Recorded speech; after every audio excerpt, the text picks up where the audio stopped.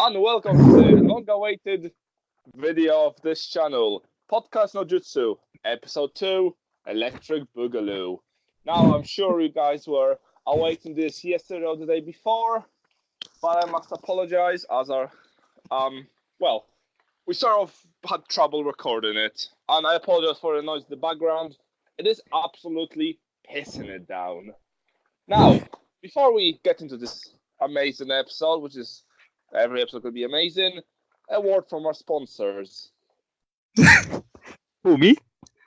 Oh, obviously, who else? So yeah, before we begin, I would like to give a big shout out to everyone who's actually watched our first episode. And I want to say that we've taken like all your suggestions into consideration on like how we can improve. So we're gonna take your suggestions on how to improve our channel as we go along. So in short, I just want to say a quick thank you to everyone for all your support, and let's get the show rolling. Well, what he said, we are very appreciative. Now let's start off with a sort of a simple subject. I've heard you've recently been watching a new anime, haven't you? Yes, I have been. It's yeah. Care to share the name and what's about? That time I got reincarnated as a slime. That's the anime. It's actually fantasy anime, I guess. It's actually about a middle-aged normal guy who leads a mundane life, and all of a sudden he gets stabbed and he dies, and he just gets summoned into a fantasy world where he apparently gets reincarnated as a slime. So that's what the anime is based on, and that's like the whole basis of the anime. And not to mention that in the fantasy world, he has superpowers and he's super, super strong while assuming the body of a slime. So that's what it's all about. It's quite interesting. Sounds like a really fun isekai, which is Japanese word for genre of teleport to a different world anyway. Well, as someone who's actually finished the show myself, I have to agree with what he said. The show is incredibly entertaining with a cast of characters that really don't give many boring moments at all. I can think of one. Now, obviously, would you say this would be your anime of the week? Yes. I mean, like, it is quite interesting, and it's like literally like every single episode has got me hooked to it. It's really interesting and it's really fun to watch. It's definitely an anime that I would suggest to our anime fans out there to give it a shot. Yes, and I believe it's been fully dubbed now as well, which for people who just like watching with subtitles, there's a reason to watch it. Well, what was I gonna say? I got that flew out of my head. Why do you sound like a host who's actually hosting a TV show? Are you trying to be like Conan O'Brien or something? Who's that? You don't know who Conan O'Brien is? Jimmy Kimmel, maybe? No. Sorry, I don't watch trash. Well, you legit sound like a host of a TV show, and it sounds as though you're trying to interview me. So it just feels kind of odd because we are actually having a podcast. Well, I mean, I guess we should probably get into a bigger subject to start us off. I believe you had a suggestion from a person contacted you recently as well, didn't you? Yeah, it's actually a pretty interesting topic, and it's actually a topic that we have indeed talked about a lot in the past. So what is actually your take on introverts and extroverts? How do you view them? If you're an extrovert, you should probably leave me alone. No, I'll probably probably class myself as an introvert, as social interactions are not my forte at all. But it's clear. It's very clear that there is a massive separation in the human psyche. Some people are so much more forward-coming. Not for the, that's not very good a lot of the time. I mean, I know a lot of people who should probably shut themselves in, but they never did. Well, what can you do about that though? But I guess I actually call myself something in between an extrovert and an introvert, I guess. You have to be special, don't you? Not that I'm saying that I'm special or anything. Like, I used to be like a proper introvert. I'm not gonna lie to you there. Like, I used to get like social anxiety and all that, like back when I was a kid.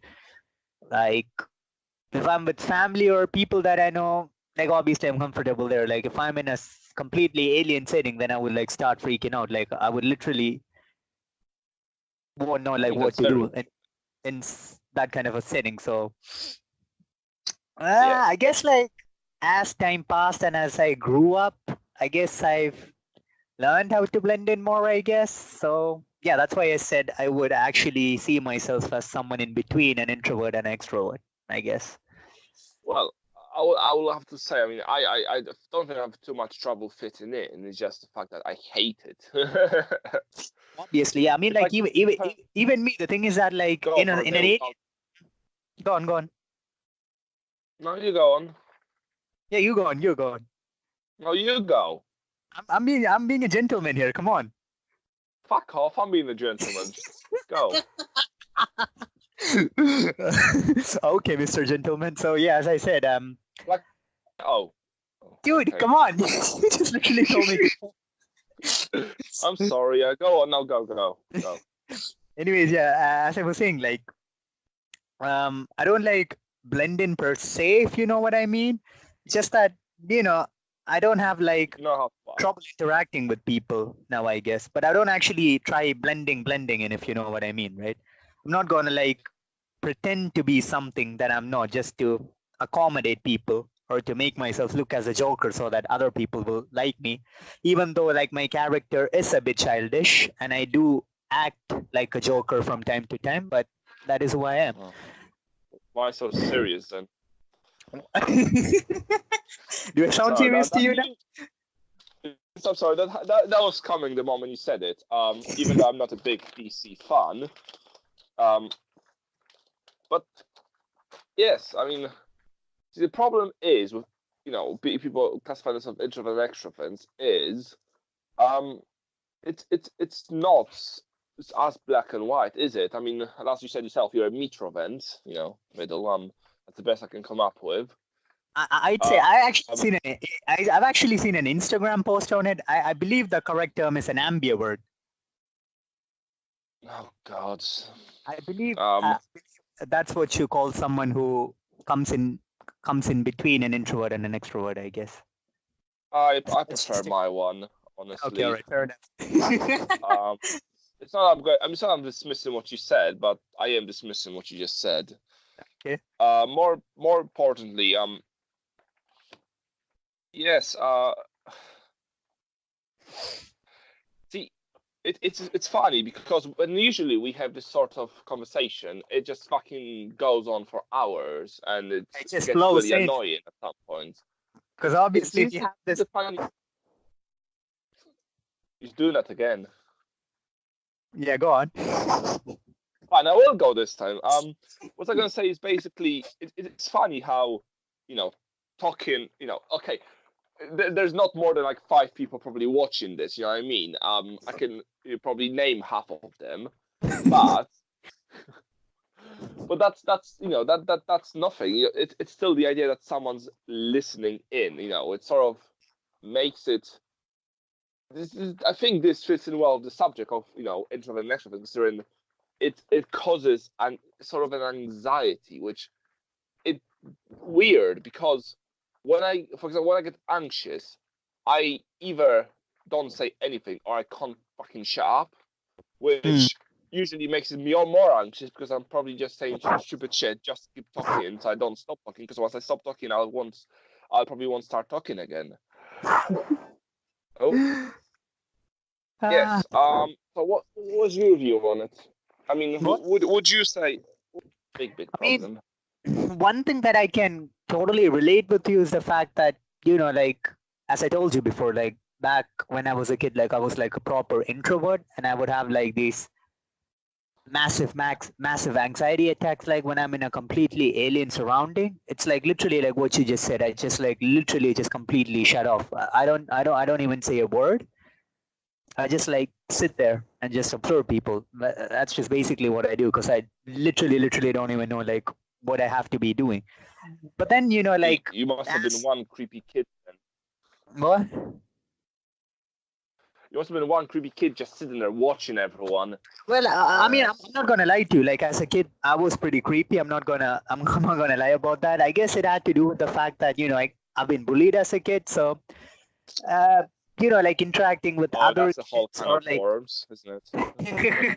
or like interacting with other kids, or like like having a communication with other people. I've always had anxiety when doing that. I don't know. Maybe that might be the reason. The fact that I actually got bullied as a kid, maybe that had something to do with it, I guess. And then upbringing, because obviously I come from an Asian family, so obviously upbringing it comes with certain defects. So so I guess that played a major role as well. But then again, I'm gonna keep this long story short. I actually went through a massive depression, and it was actually after suffering that chronic depression, I decided to make certain changes in my life. I started taking up martial arts. I started hitting the gym on a regular basis, and I just started like like just started to force myself to interact with new people. Yeah, I just started like putting myself out there more, I guess, even though it was like hard as hell. Like sometimes I would like actually try to start a conversation with someone, and I would just literally freeze up. It was hard, but then again, on the other side, like I was doing martial arts and gym, and I've been meeting a lot of people, and I've been training hard, and this has actually helped me a lot in terms of confidence. So I'm not gonna lie there. Like as far as the confident factor was concerned, like fitness, martial arts, these two things played a very important role in my life. And I guess like they release endorphins, so they're good for you. It's like free drugs. And the fact was that like the more I started training, I started getting better at it, and people they like started acknowledging me. Like like literally all through my childhood, I was actually seen as a loser who cannot do anything or who cannot accomplish anything. And always like the adults in my family, they would tell me that you gotta have good genetics, you gotta be born with it, you gotta have talent. But then I like start of like putting myself out there. I started seeing these results for myself, and that like sort of like got me thinking, ooh, what if like if you actually put in the effort, you can do these things which you were taught as a kid that you couldn't. So I was like legit seeing results. And over time, I was getting really good at martial arts. I could spar with black belt level people, and I was training like a beast in the gym. Like everyone would come up to me and ask me for advice and all that. Like at that time, I was weighing 95 kilograms. See, now and then you're showing off, aren't you? Wait, let me just explain my journey here. Okay, journey. Anyways, as I said, at that time I was weighing 95 kilograms, and then I got myself down to 65 kilograms, which is like the weight I weigh now. I like try to keep it in between 65 to 70 kilograms. That's where I feel the most healthy. So anyways, what I'm saying is that like, this exposure for me, it's actually given me the confidence to actually go out there and face the world, I guess. And, just be myself. So that has helped me a lot, but still I wouldn't actually call myself an extrovert. It has actually helped me a lot in terms of dealing with my social anxiety. I don't get anxiety panic attacks no more, so that's definitely a bonus. That's good to hear.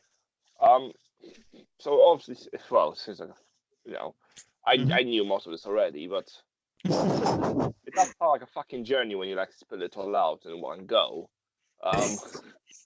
Well, I didn't go too much into details. That is for we'll do that. We'll do that on a different episode. We don't have it all day. Yeah, obviously, we'll do that on a different episode when we are both more successful in life. Then we will have that proper impact. Yes. When he doesn't show off as much.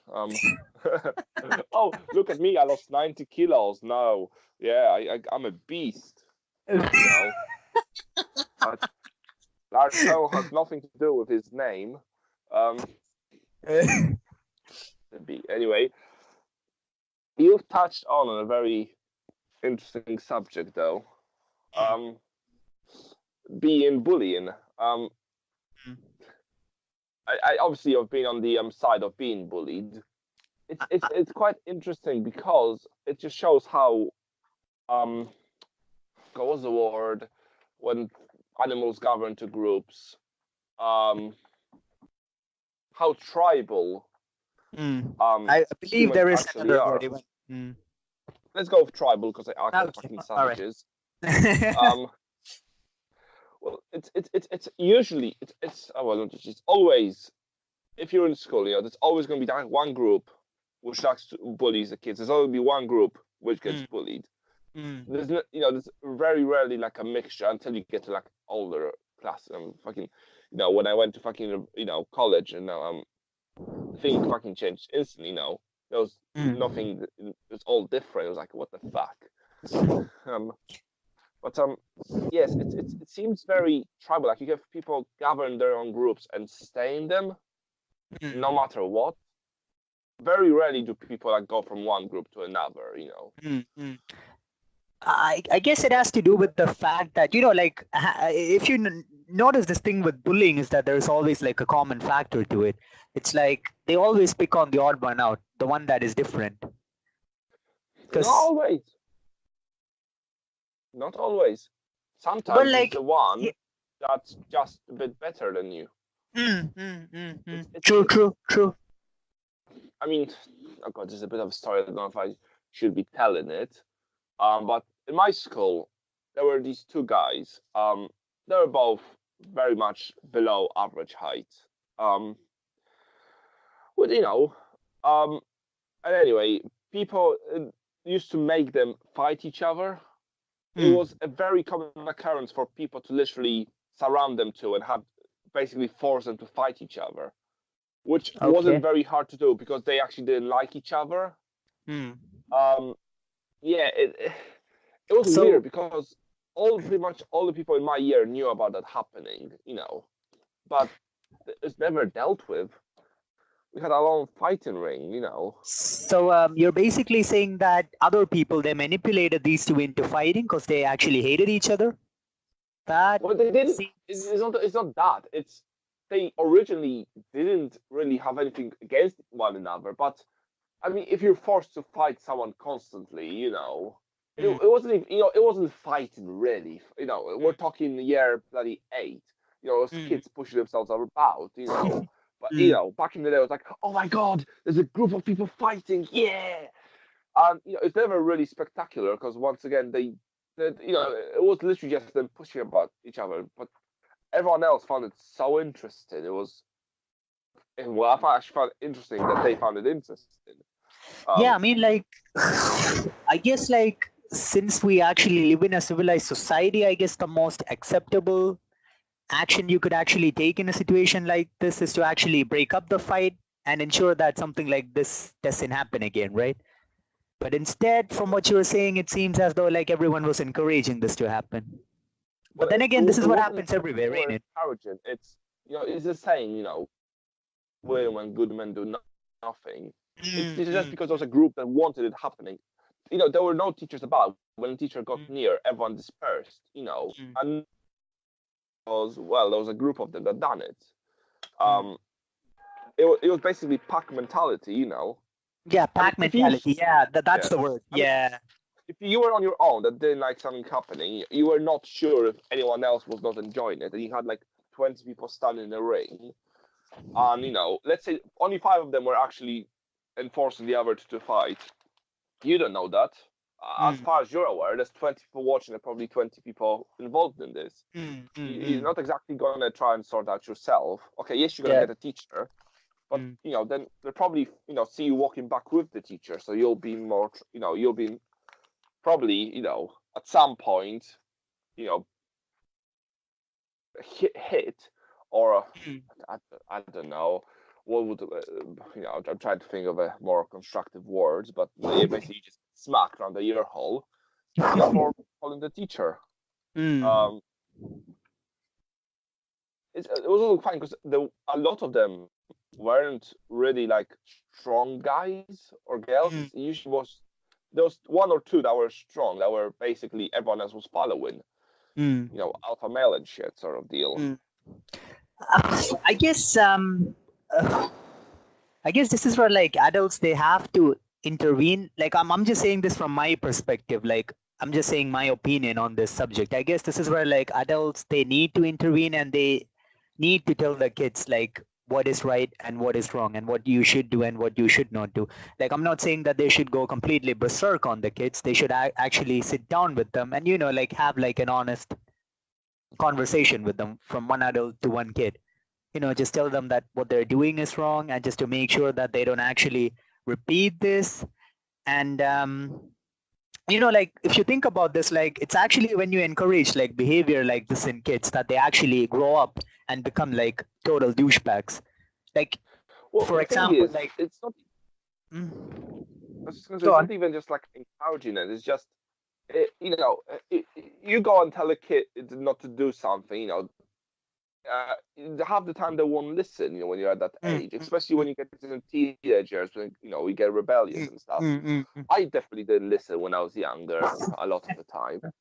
But that's just kids. The more you tell them not to do something, the more they want to bloody do it.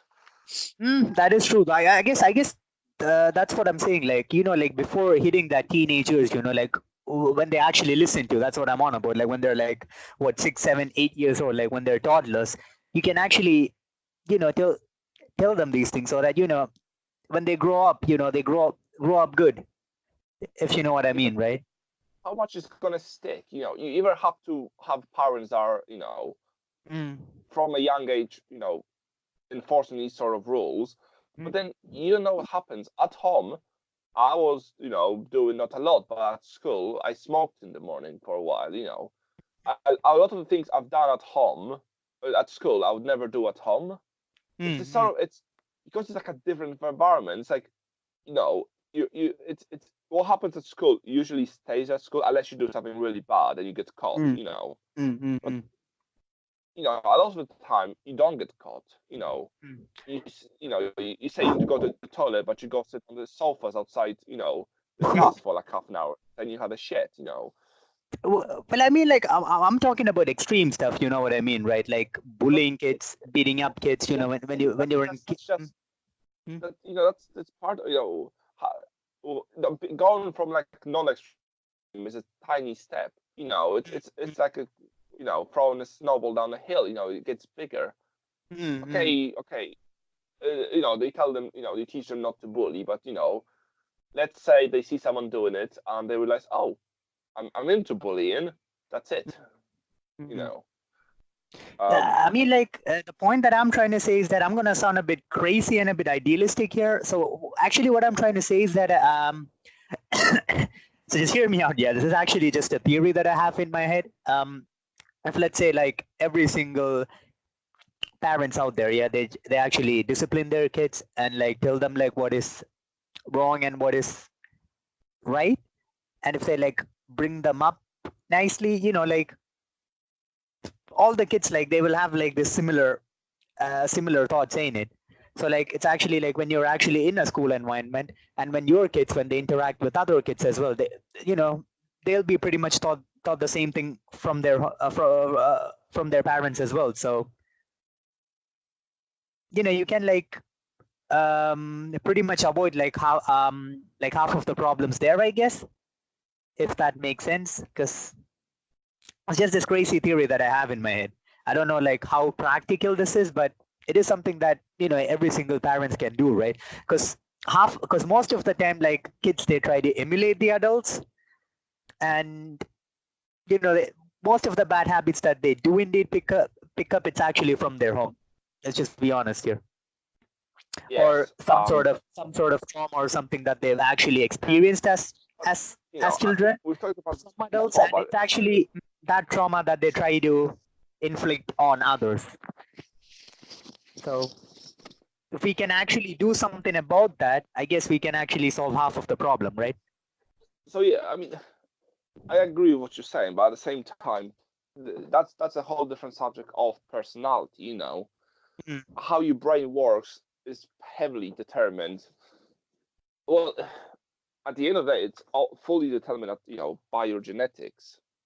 Um, yes, experiences, trauma, they all shape you, but they only shape you as far as your original personality allows you. Mm. I mean, what I mean is, if you're born, and genetically, your brain develops to be very good at handling, stress, you won't have as traumatic experiences as other person would. Mm. Mm. If you're not very sensitive to chemicals that cause stress, you get less stress. So, for example, let's say having a, oh God, I'm trying to think. For example, suddenly having to move school as a young kid, that's usually, you know, losing like all your friends. You move to a different Mm. town or you move to a different country or whatever. That can be quite traumatic, Mm. but that only depends on how well the kid takes the trauma. Because it could Mm. be, oh, okay, I'm just moving to a different country. Okay, cool. But it also could be, oh no, I'm going to lose everything. Oh God. And those two things will, make you react differently. Mm. But then So, again, like what my point was that was this, like, like if you can provide like a stable, happy environment for the kids, that is definitely going to help a lot, right? That's what I meant. Like obviously, like different people are going to have different personalities and characters, obviously, but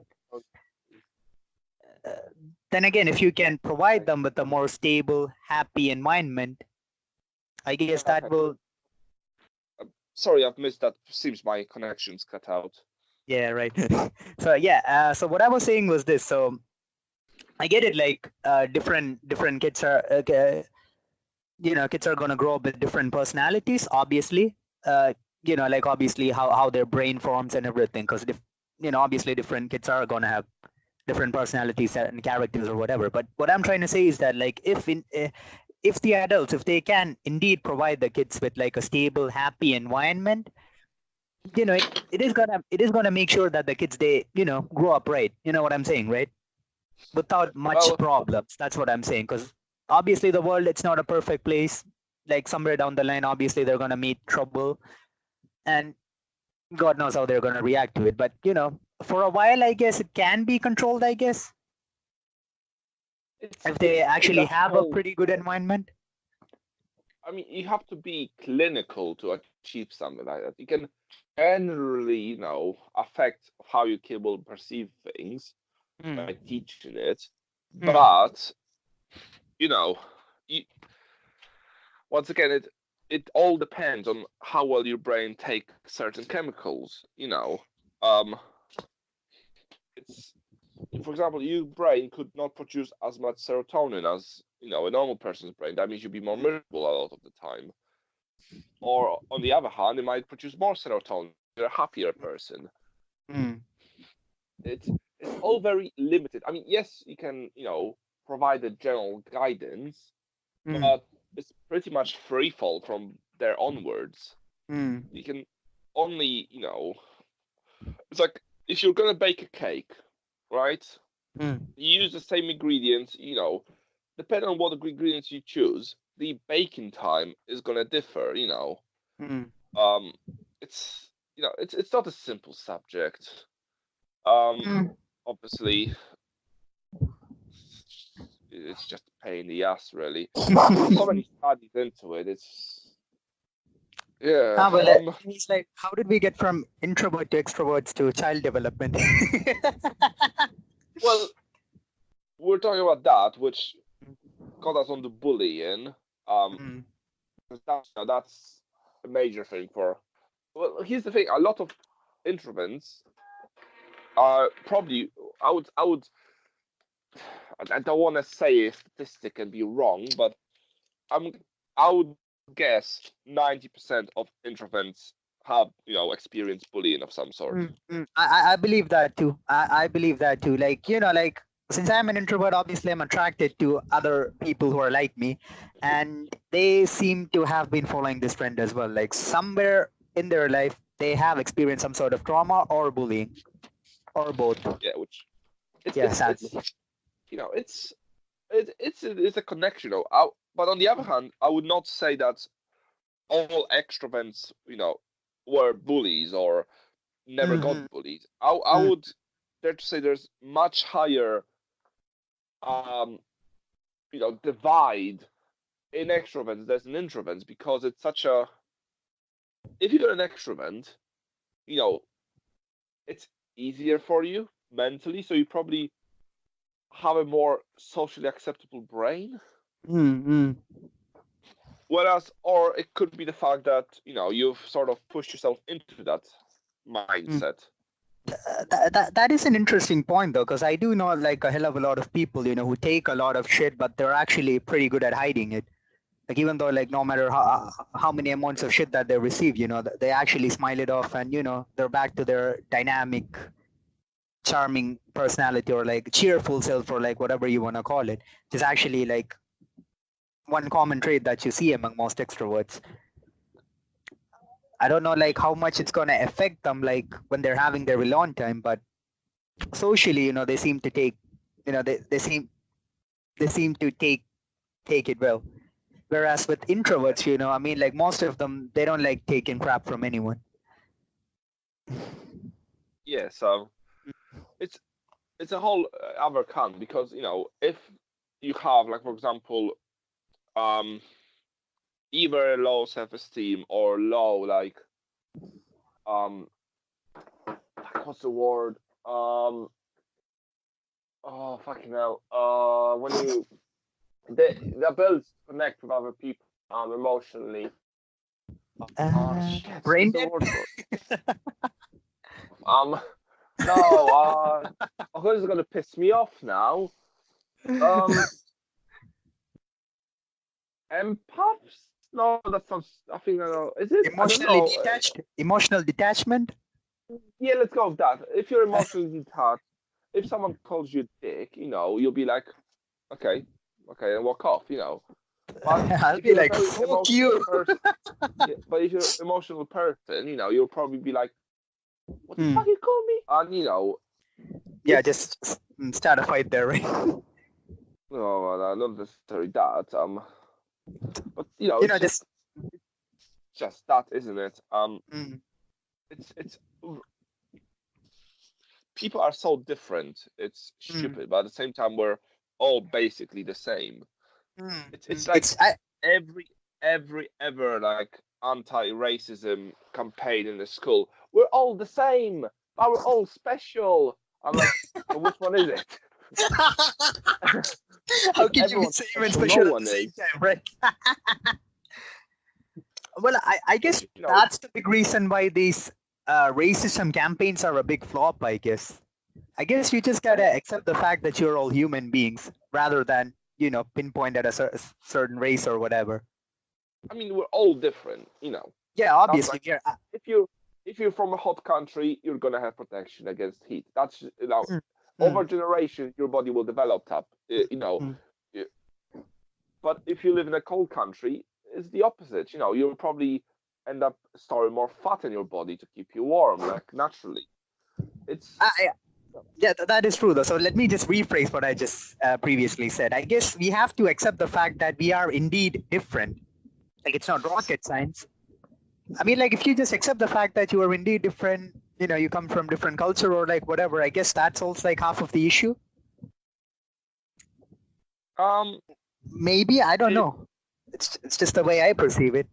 once again it's it's tribalism um it's just same as being a bloody oh fuck what's the word people who love their country a lot Patriotic, no it's the other one but I guess that's nationalist. that's the one Yeah. no oh I just found it like incredibly ridiculous to say oh my country's I'm a better person because I'm from this country oh my I hate that. I yes freaking hate that. obviously a first world there's some benefit first world country like USA or England or France or Canada you're probably more well off in those countries Mm, than in like a third world country uh, be it medical help, be it access to basic necessities.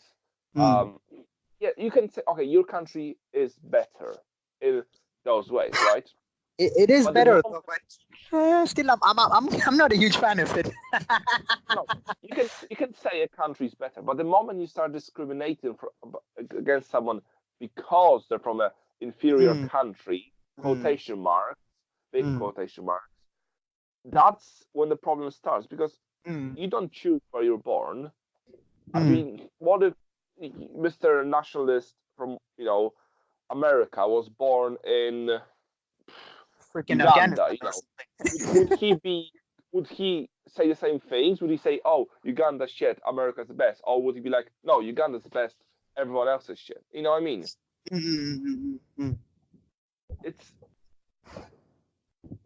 interesting because obviously nationalism is both heavily promoted, at the same time people mock it, so it's a very interesting spectrum of opinions. I guess it's safe to say that it's more like a double-edged sword. It has its negatives and it has its positives, I guess. At the end of the day, I guess it all boils down to like how people perceive nationalism. Yeah, I mean, I believe that if you, for example, if you've done something to, let's say, I've been disturbed very rudely. But yes, as we were talking about nationalism and stuff, if you, for example, I was going to say, if you've taken part in bettering the country, let's say you're a politician, let's say you're president, let's say you're, in the army, let's say you're like a public service worker, yes, be proud because you've done something to help the country. But if you just sit in your living room watching telly in your trousers, you're doing nothing. You have nothing to be proud of. Oh, you're proud of that your parents banged in this country, No. And do you know the irony in this? It's actually the people who sit on their fat asses on their couches doing nothing who criticize everyone. If you're so proud of the country, go fix the roads, Yeah, exactly. What country is it? I forgot what it is, but there's like civilian people literally just driving around fixing roads for the country because the government doesn't do shit, right? They want to better the country themselves. They're proud of being where they're from, and they're actually doing something about the problems. Instead of just sitting there on their golden throne, claiming, "Oh, we're the best," but because I can sit here and do nothing. No, you're a waste of space. That's true. That's true. For some people, but if if you truly love something, you work to better it. You don't just accept anything. No, you fight for it. And the other thing that pisses me off is this this perception among people that if the majority accepts something, you gotta go with it. Let's just say that there is like some sort of a mass atrocity which is being committed, and the majority, they're like all with it. You just cannot sit back and say that is right, like, can you? Just because the majority accepts it. Like, what's right is right and what's wrong is wrong. It doesn't matter like how many people support it. Well, but what determines though? Are we gonna go into to talk about like the moral standings between right and wrong and what actually determines it? Then this is going to be one hell of a podcast. Yeah. I do like the fact that we went from last episode talking about anime all the time to the world is shit and we can't fix. But then again, let's just not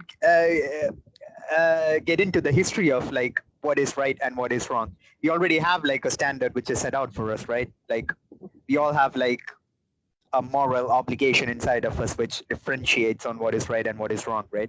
So let's just go with that notion. Do we though? Let's just go with that. Okay, We are in our early days, ain't it? Let's just not go too crazy. Yeah. Oh God. Shall we lighten up the subject? Yeah, sure. I don't mind. We did sway. Let's We did sway a let's lot talk from our about initial topic, I negative. guess. Oh, I mean, to be honest, it's all really, it's It's all all connected. Everything. True, Bullying true. is a massive part of, introvert and extrovert. So is, how is personality formed? Oh Mm. God. Um, but yeah, let's change the subject. Before we change the So subject, before we change the subject, can I actually make one last point? oh God. Yes, you may. So I let- like how these extroverts are like socially more accepted than introverts. What is your take on that? Repeat that. Like as we see nowadays in our society, you see that extrovert, like people who are extroverts, they're actually more accepted in the society rather than introverts. We introverts, we are actually seen as creepy weirdos, whereas the extroverts, they're seen as, cool, Um, be I'd like to man, rebut that be point. girl. I'd like to rebut that point by saying that's a stupid comment because in a society we are humans, we are social creatures.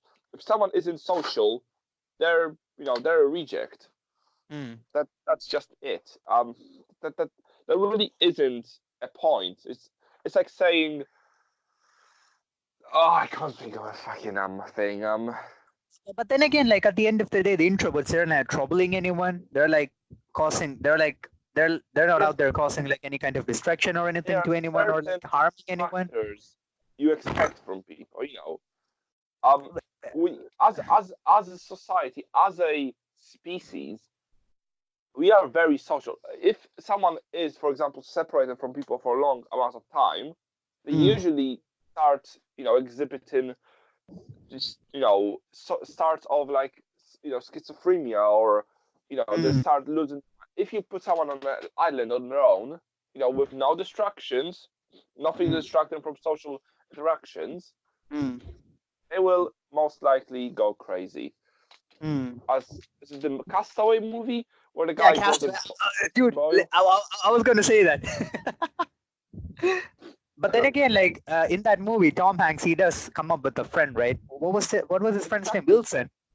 Yeah, but once again, Wilson. it's Yeah. social interaction. Mm. Be the ball with a face on it. Still social interaction.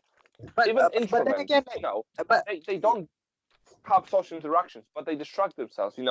They're read books for a lot. They watch a lot of movies. They play a lot of games. They watch a lot of YouTube. They listen to this podcast 3 times a week. But they have distractions. They don't just sit there and not do anything. No, they need Mm. something to fill the void. I was actually gonna get to that point because apparently nowadays in Japan this is like a big problem, right? You have like these teenagers who are like literally shutting themselves in. They don't literally like want anything to do with the world.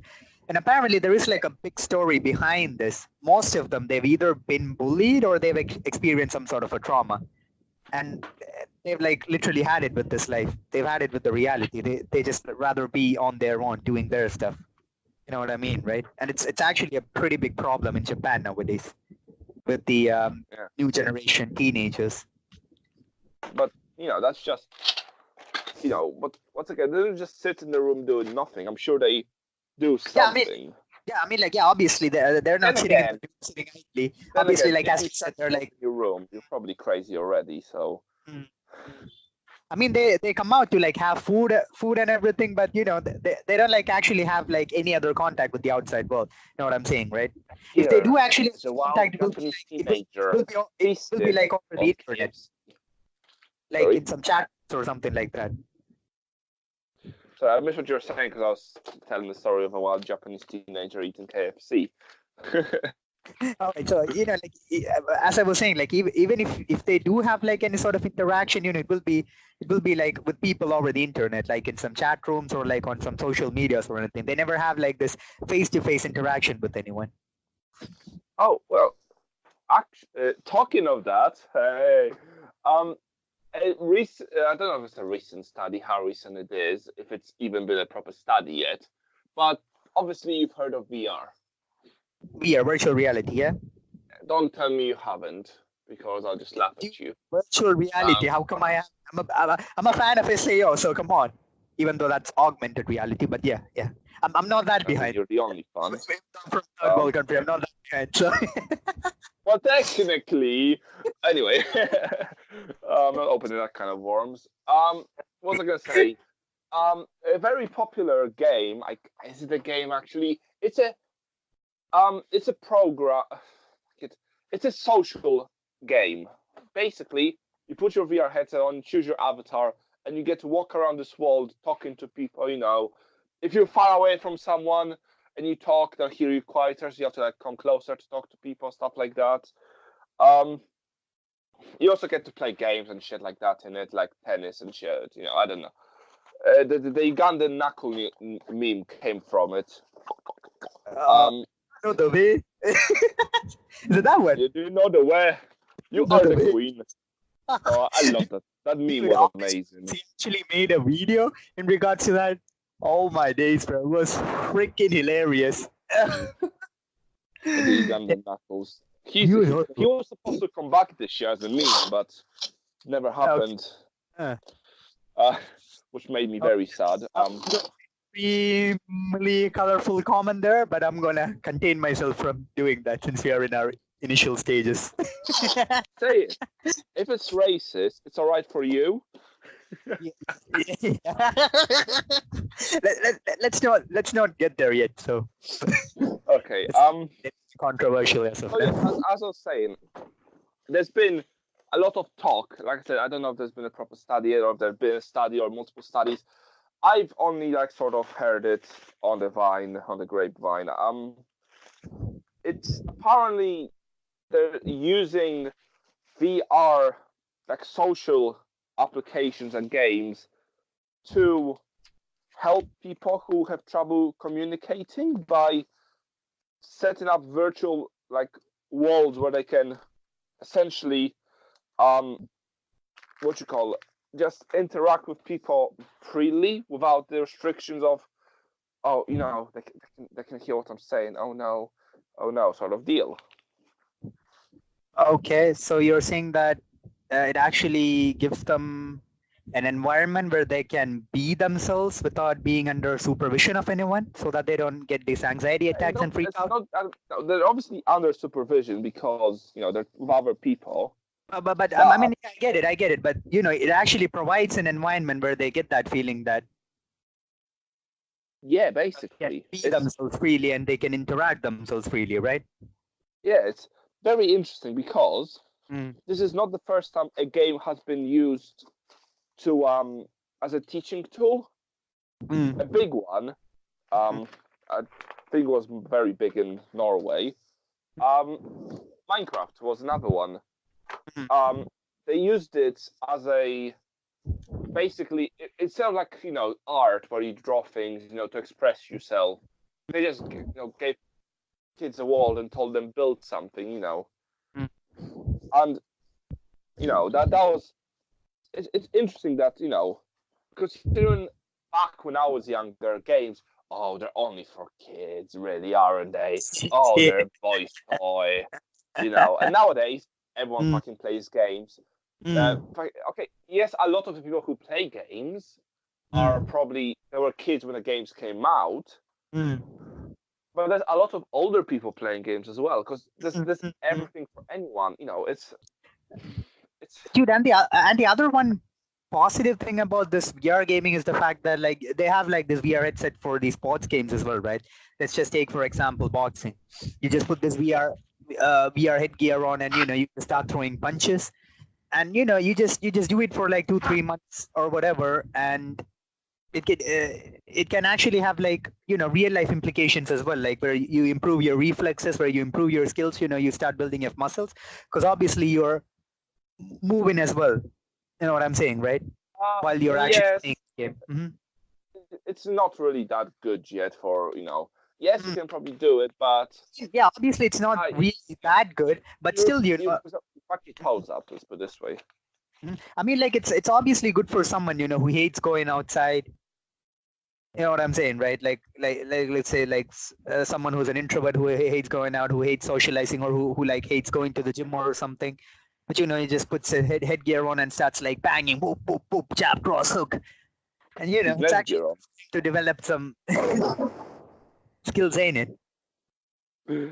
Well, I mean, with the current setup, probably not. You can probably train your dodges, but you never can gonna be reflexes, not yeah.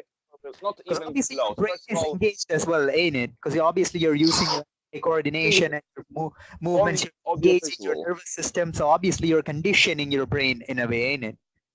Well, that's the problem. It could be detrimental because when someone throws a punch at you, their hand movement is going to create sort of a pressure in front of it.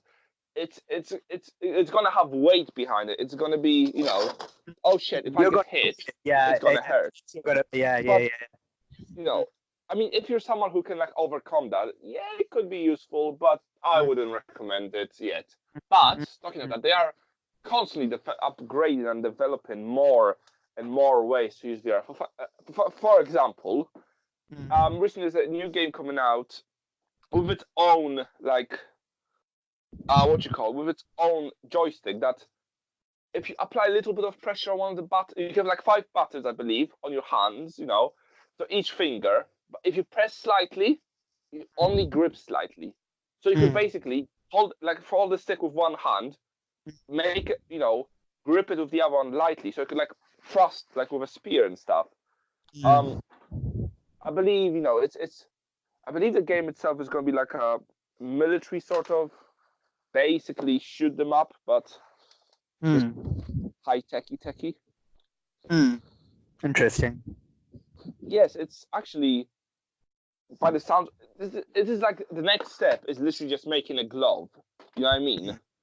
That responds to every single hand gesture. But I was still far away from the times I can just flip people off in VR.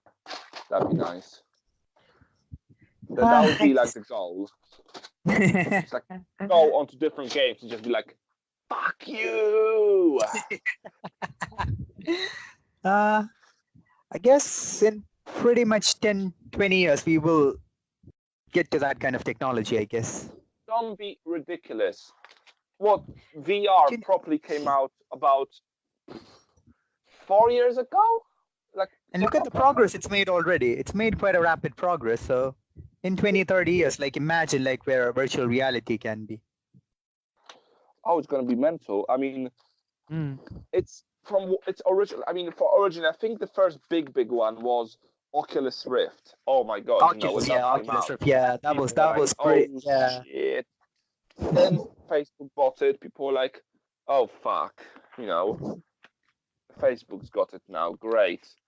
But when it originally came out, I don't quote me on this. I think it was like over $1,000 to buy. It was ludicrous money. Now, 400 quid.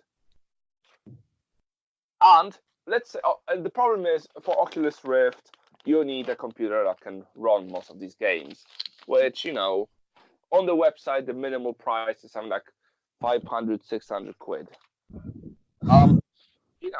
That's not very good. So in total, you're still going to be spending, probably over $1,000. But they've already made, for example, Oculus Go, 200 quid or 250 for a bigger version. It's not as powerful, nowhere near, obviously, but it's a VR headset with the same technology, just weaker, that doesn't need a secondary device to play. I believe you need your phone to set it up. Fair enough. But to actually use it, it has its own power bank, it has its own system, Basically, you charge it up, choose a game, you play. You don't have to turn anything else on. This is something that probably was thought impossible at this price. To be commercially available.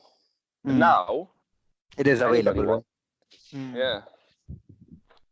But then again, I guess obviously VR, there are certain drawbacks as well, right? Like it can get quite addictive, and what if someone loses their touch with reality? That's been a big debate which has been going on, right?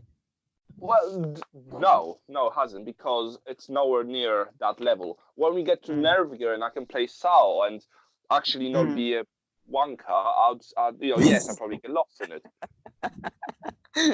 Dude.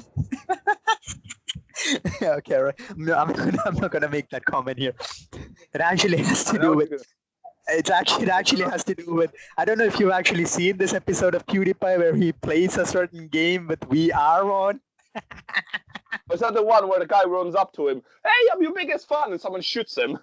No, it's something else. It's something else. He plays a quite X-rated game. Oh, for fuck's sake. I guess I'll make you a bigger one. But no, if we ever get Nerve Gear, I can see that becoming a problem. People not wanting to leave the virtual reality. But how far is it gonna get? Are you still gonna need to use the toilet? Because I even, let's say I lost myself in a virtual world. Let's say there's a connection issue. I get disconnected. I don't want to wake up. I've pissed myself. There's still gonna be a connection to reality unless someone does, drop all the, nerve gears and you're stuck in this game forever and people have like in SAO, right? Yeah. Yes, then you have a problem. But I really doubt it. I don't think a company in this world would survive something like that happening. Yeah, true. But then again, though, imagine, in terms of a sci-fi scenario, imagine the VR companies, they take over the world. How would they do that, though? I don't know. When you look into it. Well, see, the problem is. I mean, think about this hypothetically. Yeah, hypothetically. Yeah. I'm gonna stress that word. Think about this. Yeah, they create this wicked nerve gear, and it's you can be whatever in this virtual reality world. You completely lose touch with reality. You just basically start living in the VR world. And these high VR companies out there, they just start taking control over everything. They literally become the government. They literally start ruling over the world. That sounds less like Sao and more like psychopaths. Yeah, imagine, there is a possibility, though, ain't it? When you look into it, there is a possibility, though, right? There's problems with your dilemma here. A, it's only so long you can stay on your nerve gear before you pass out. And let's put it this way: if I'm playing a game and I'm really enjoying it, I would not want to A, run out of money so I can't play it anymore. B, pass out in mid-event, so I'd probably have to make sure I don't play stupidly. And C, go on. Yeah, you finished. Yeah, see? Defend your argument. A hypothetical argument, I know, but defend it. No, just finish what you were saying, so I can defend it. Just saying what I'm saying is, it's impossible. I mean, unless somehow we go into hardcore leveling warrior sort of VR where you put these headphones on and you play in your sleeping time and you are asleep, so everything goes down 7 times slower. So 1 hour real life is 7 hours in game, and people get money from the game. All right. Yes, I get your point. But dude, 50 years ago, no one would have even imagined that something like VR would come out. But now it's a reality. So what makes you think that it's actually going to be impossible in the future? Especially where we actually live in an era where technology is rapidly increasing. So you cannot actually say that it's impossible. There's always a possibility. The only way people will get stuck in VR all their life is if we somehow either manage to basically become a computer and, you don't need food anymore. If I Or like some kind of technology that can like do something to our five senses or something. I don't know if you actually eat something in the VR world. In the real life, you don't have to eat. I don't know, like some sort of like a I don't know what you call it, psycho telepathic connection or whatever. that's not how it works. That's not genetics. Unless you have a tube down your throat that's like imagine like something like that actually happens. So, like they find some sort of imagine it because it's impossible. That means you have to buy a tube with food that constantly feeds you. You also have a tube attached to you down there so you don't soil yourself. And let's forget, you somehow need to make money to have all of this happening at the same time. I don't know. Unless you get it for free. I'm just saying. Then what's the point? What's being the king if no one rules? Probably they'll just come up with the system like where they replace money with like electronic currency. Like nowadays we do see Bitcoin, right? So maybe the games, it will be set up in such a way that like the interactions that happens in the game, like the stuff that you actually do in the game, it actually earns you points, which can be made like into some sort of like a digital or electronic money, and you can actually use that for your daily necessities or whatever. Like, what if like a system like that comes into play? You never know. You never know.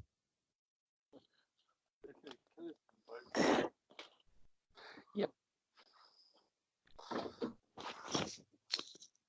Well, simply, it's when you look into okay. it. Let me ask you this. So you have this cool country. You basically got everyone playing your game now. And it's all good. It's all good. But why? And what I mean by why is, what would you personally get out of it? Unless everyone lives in this world, this virtual world, and you're the ruler because you made it. What's happening outside? Unless we all convert ourselves into data and we are in the computer, we are the computer sort of deal. Elon Musk made this theory. What if we are actually living in the Matrix? What if we are all data in like some sort of an augmented or virtual reality? Oh my God, Elon Musk came up with that. Oh shit, I thought the simulation theory of creation was circulating for the last. Let me rephrase that. Elon Musk did not come up with that. He shares that view. Let me clarify myself. Okay. He shares that view as well. That makes a big difference. That makes a big difference. Yeah. So what? What if our whole life is a virtual reality and someone out there is like controlling every single movement that we do? Once again, so what? Like, would you be comfortable living in a world knowing that every single step that you're being observed 24/7 by someone, and once like literally every step that you actually make in your life, it's not actually your choice. Someone is actually forcing you to do it. I don't know, like something like that. Let's say that's the case, okay? Let's say that's the case. So what? Are you saying all the achievements that you feel proud of until now, you'd no longer feel proud of? If you have no, it's the same theory as, it's all in God's plan. Does that mean what you do don't matter? No. You can still punch yourself. Does it mean the creature that made this system decided that you punch yourself? Yeah, I'm not saying. If that's the case, let me finish. If that's the case, what's the problem with that? I mean, as long as you have the, if the system was so flawless that was created by someone, let's say someone so amazing was able to create all of this, do you think that building a feature that you can question yourself in? What if I'm not real? Do you really think they would program that in? A feature that could potentially ruin everything. Expose the program, right? True. Yeah. Probably catch the Matrix, right? It's like an antivirus program finding itself as a virus, It makes no sense. It's bollocks, and I think you're wrong, and I think you should feel bad. No, I mean, I never said that I actually believe in this theory. I just said that it's actually an I interesting didn't say concept. you do. I'm just saying, if you do, your theory shit, you should feel bad. Okay. Okay, let's say because obviously creation, Big Bang, sludge in the earth, big sky daddy, couple of sky daddies, um, or a computer, At the end of the day, all of these are as possible as the other. I mean, okay, people will say there is no God.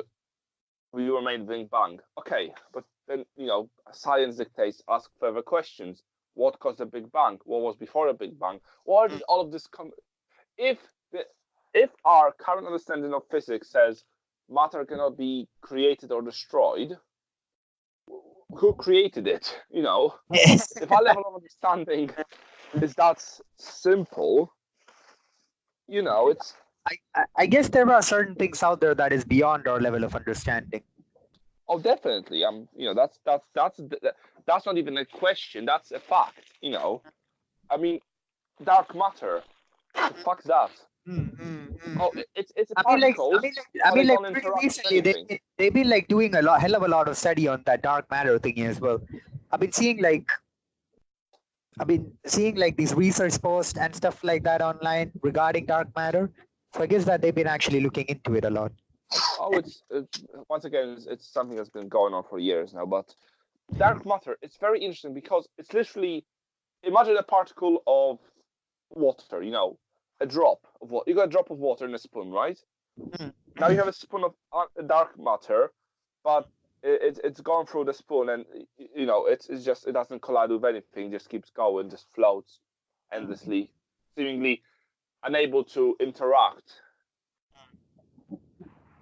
I mean, obviously, I am telling you like my understanding of. I am probably like 60% wrong at this point. I'm sure the understanding of dark matter has changed since I last looked at. I apologize for that. Since we last looked into it. Okay. Oh, no. Sorry. Too much carbonation, not good for the nation. And, so yeah, anyway, going back to a topic I was going to talk about, and then you stopped it, and then we started talking about something different, and now we're here where I forgot we started talking about extroverts again, and we actually got sidetracked to virtual reality, augmented reality, all the way down to dark matter. Yes. Shit. But I mean, like, I've lost my train of thought now. Okay, so did you know something big that has been happening this week? Let me guess. Take a guess. It's nearly Friday. No, I'm actually talking about what's been happening in the news. I go from paying attention to not paying attention.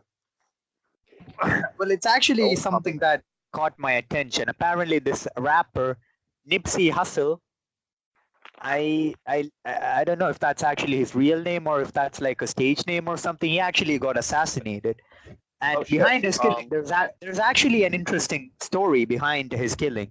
Apparently, he was like planning to direct a controversial documentary on this guy called Dr. Sebai or Sebai. I don't know how his name is pronounced. Apparently, he's like this herbalist who claims to have cured hundreds of patients on AIDS and cancer. And he also had like a lawsuit against him in the state of New York and Washington, I believe. And he won both of them. So it's actually something that caught my attention a bit. Like, what is going on? We're back. I do apologize for the sudden cutaway, but because of external forces, have to cut it short. Apologies. Yeah. Let's just keep it at that. let's keep it at that. Yeah, I don't want to get in trouble for murder. I mean, anyway. I think we'll have another episode ready for you the day after this one comes out. You know, it is my goal, basically. Let's say it this way. So I wish you all a good day or good night. Before we finish, we still got like what 6-7 minutes remaining. Like, can I make one last statement? We sort of need to be going, but go on. So yeah, see, this is something that, or maybe we can cover it in the next episode, right? Yeah, we can cover it in the next episode. Yeah, I'm sure they'll be able to wait a while. Right. Anything you want to say as a goodbye? Leave a comment. Sayonara. Like, share. Sayonara, nakamas. Right. Have a Hasta la vista. lovely day, friends. Toodaloo.